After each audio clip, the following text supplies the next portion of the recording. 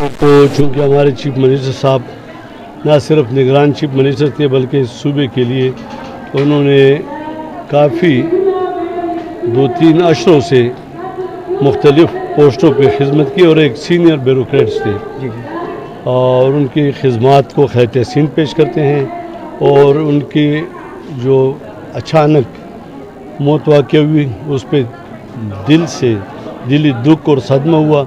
دعا کرتے ہیں کہ اللہ تعالیٰ اس کو جنت فردوس میں اعلیٰ مقام دے, پسماندگان کو صبر جمیل عطا کرے, آمین.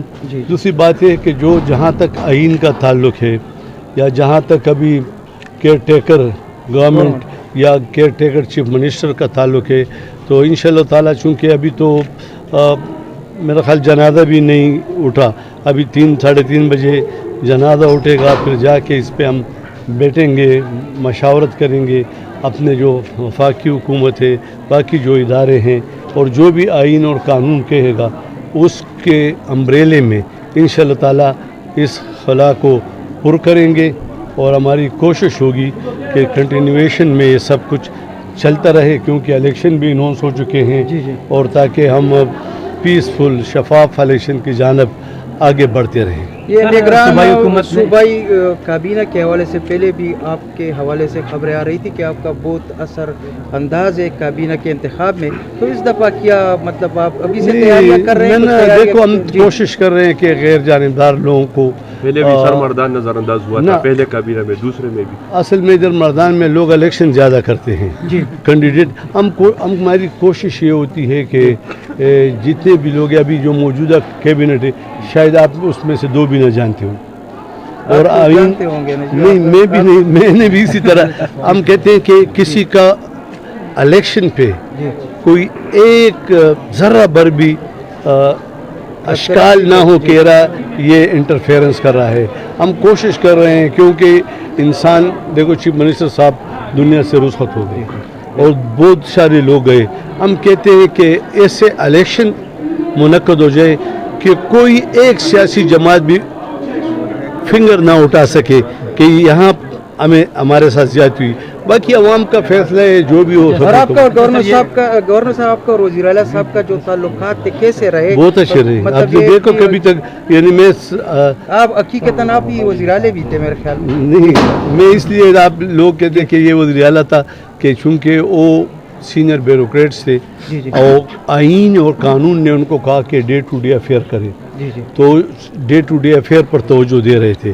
اور میں چونکہ گورنر تھا تو میں اکثر یہ دیکھو ادھر پھرتا رہتا ہوں تو اس سے لوگ یہ تاثر لیتے تھے کہ ارے زیادہ پھرتے ہیں تو سب کچھ سکے, لیکن قانون اور آئین نے اس کو اختیار دیا. یہ بتا دیں کہ 25,000 جو افغانستان کے جو افغان شہری ہے امریکہ کے مطابق اس کو نہیں نکالا جائے تو کیا وفاق نے صوبے کو اعتماد میں لیا ہے؟ دیکھو یہ وہ لوگ ہیں جو کہ جب طالبان کی حکومت آئی اور وہ لوگ آئے تھے تو انہوں نے امریکہ نے یہ کہا تھا کہ یہ ان کو ہم اپنے ملک میں یا یورپ میں سیٹل کریں گے اور یہ ادھر ہے. چونکہ وہ ان کا اپنا فیصلہ تھا تو ہم نے تو خالی ان کو پروٹیکشن دینی ہے.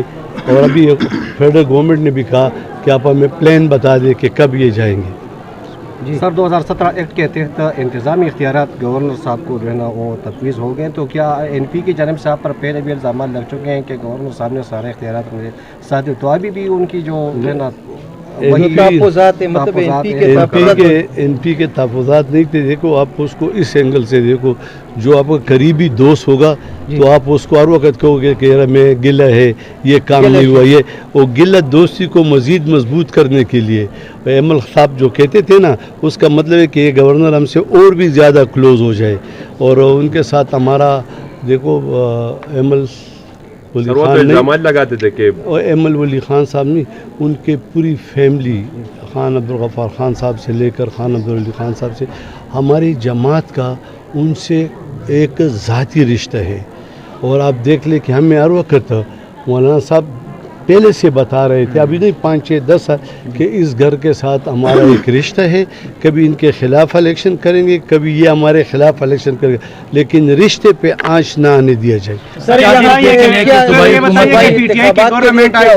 सूबाई इंतखाबात जो हो रहे हैं पूरे मुल्क में हो रहे हैं, लेकिन खैबर पख्तूनख्वा में क्या इंतजाम है? सही हो। अच्छा, इसके साथ ये बताइए है कि सूबाई हुकूमत ने खुद करारदाद मंजूर की थी कि जो सरकारी मर्द है वो फीमेल के या खवातीन के स्कूल में नहीं जाएंगे। तकरीबन सर साथ ये भी बताइए कि सर साथ ये भी क्वेश्चन ले कि पहले पीटीआई की गवर्नमेंट आई, उसमें आवाम भी चकनाचूर हो गए, महंगाई के भमे गिरे थे। पीडीएम के जो हुकूमत आई उसमें मजीद महंगाई आई। अब क्या इलेक्शन के बाद ऐसे कोई असरात आ रहे हैं आप कि आवाम को रिलीफ मिलेगा? क्या गरीब आवाम को जीने का हक मिल जाएगा? नहीं, काफ़ी देखो रिलीफ आई है। एक मुआहदा जो हुआ था, चूँकि मैं गवर्नर हूँ और मुझे अपना मनसब ये इजाज़त नहीं देता कि किसी सियासी जमात पे बात करूं, लेकिन ये जो IMF के साथ मुआहदा हुआ था और ये जो हर रोज़ कंडीशन लगा रहे हैं, तो ये मुआहदे की एक कड़ी है।